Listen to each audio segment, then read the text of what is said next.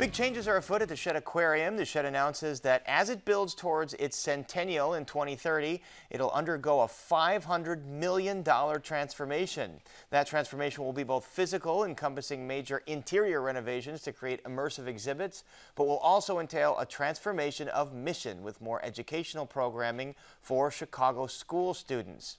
And joining us now to tell us more is President and CEO of the Shedd Aquarium, Bridget Coughlin. Bridget Coughlin, great to have you here. Before we talk about this major new investment, tell us how the Shedd is doing right now after the double whammy of the pandemic shutdown and now the Omicron surge.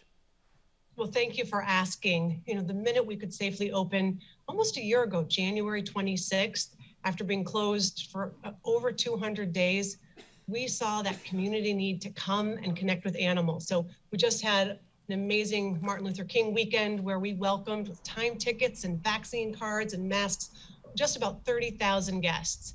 So we are open and just wonderful to have the community back here at the aquarium. 30,000 guests over the weekend. How does that compare to a typical holiday weekend pre-pandemic? We are back to pre-pandemic attendance levels, which is extraordinary. Of course, what hasn't come back are school groups. They started to come back right before Thanksgiving, and with the shifting and with, as you say, Omicron, we have seen them, of course, have to pull back from field trips, but we know as soon as they are able, they will come.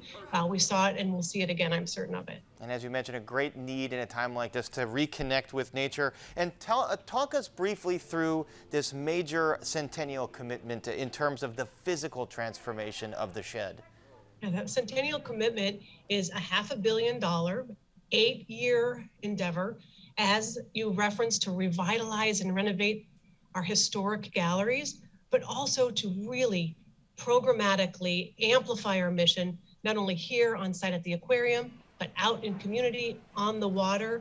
And those programs are ready and going to be launched in the coming months. And we'll get to that in a second, but tell us about the physical experience that visitors will witness once this project is done.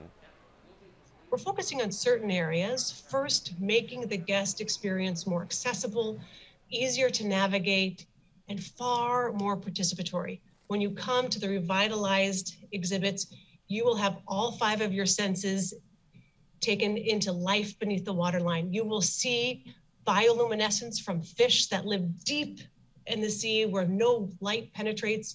You'll be able to taste salt water from around the world. You will hear the gulping of a fish and commune with animals like you never have before. We think really there is a nature gap. And if we can close that nature gap with empathy for animals, we can elicit everyone's help, harness everyone to fight this biodiversity crisis that we all share. And I think we just saw a picture of the proposed aquarium that'll be overhead when you walk through, basically. How unique is that going to be? Part of the journey will be through a 35-foot long tunnel where the biodiversity of life, a Caribbean reef rich with sharks, corals, dance around you. It's like scuba diving without a tank, and you will be transported from the terrestrial world to the aquatic world. And what about... Also gonna, oh, go ahead. We're also going to complement the exhibit experience with a brand new learning commons.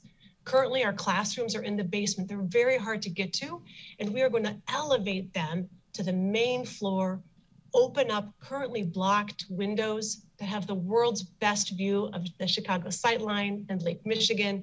And in that learning commons, set up STEM-rich experiences for not only school groups, but a general guest to participate in.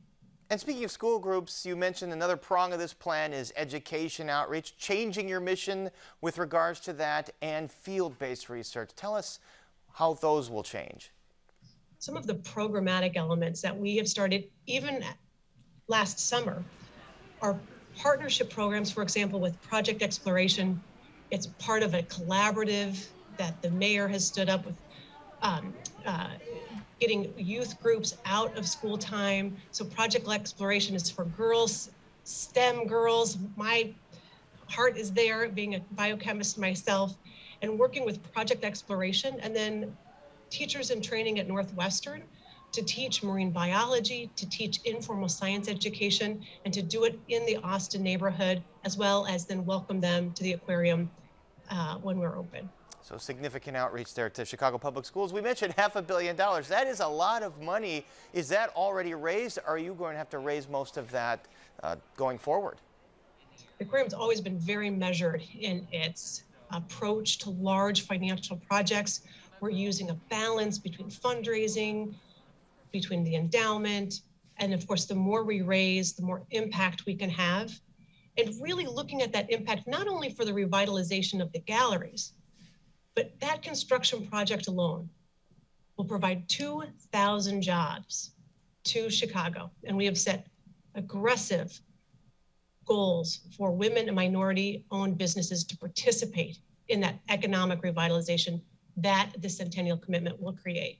And how long do you anticipate this taking, and will the museum be open during the renovation? We're doing a phased approach. The construction will happen over about 5 years in 4 phases. The historic galleries will always be open. We'll close sections at a time, work behind the scenes, but always have something for the community to see, and then have multiple ribbon cuttings over the course of those many years. It's going to be amazing to participate in, and there will be something new each time you come back. And Bridget, before we go, I have to ask you about the Shedd penguins. I mean, they're such big stars at this point. I assume they have talent representation. How are they doing? The penguins are great. We let penguins be penguins. And while the world only recently discovered them through our social media postings, their enrichment field trips happened years before the pandemic. We took them to Leary Children's Hospital, for example, as part of the wellness and healing for the children patients there. And now we just make sure that we capture their wonderful explorations and bring lots of joy to lots of people around the globe. Certainly amazing animals. And our thanks to Bridget Coughlin. Thank you so much for joining us. Thank you.